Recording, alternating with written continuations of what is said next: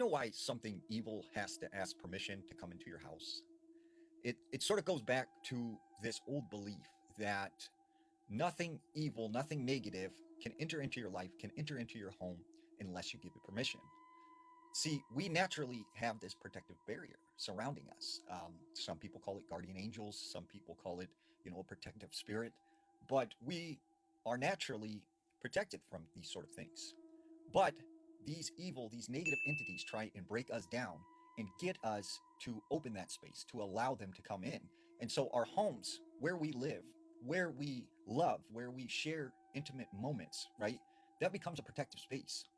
And this evil entity cannot enter through that doorway until you give it permission. Now, this story comes out of North Carolina. There was this woman who said when she was a young girl, she grew up in a small home up in the Appalachian Mountains. And she said when they first moved into this house, she remembers at night hearing what sounded like young children out in the woods laughing and saying things and calling her to come outside. And she would see shadows moving across her window like someone was walking around out there. She just ignored it and she really had no idea what was going on. And she had heard stories, she had heard rumors from friends, that if anything evil comes to your door or invites you outside, do not listen to them, do not follow. Well, this one particular night, her parents left her in charge of watching her brothers and sisters. And she said they were running around the house playing when all of a sudden she got kind of this sick feeling in her stomach, like something was wrong. And she said her brother started screaming and started freaking out and crying. And she's like, "What's going on? Like, what's wrong?"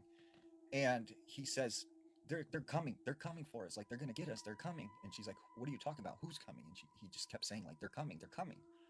And all of a sudden, they hear boom, boom, boom, like a knock at the front door. So she runs over to the window and she looks out. And she said, at the front door was this young boy, with an old timey haircut and wearing sort of like this blue jacket and blue pants with these like black boots. And she said he just looked out of place. She knew something was wrong. So she calls out to him from behind the door. "Yes, like, what do you want? What do you need?" And she said this boy responded, "Please, let me in. Please, let me in." And she's like, "No, I'm not supposed to open the door. Mom and dad are gone. Like, I can't open the door for you." And he's like, "Please, it's cold. Let me in."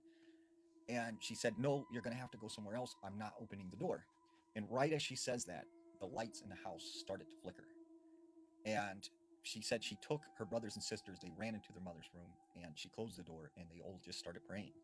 And finally, their parents got home and they felt safe again. And she said within a couple weeks, it was all over this town that there was a young kid who disappeared. And she felt like that had something to do with whoever was knocking on the door then.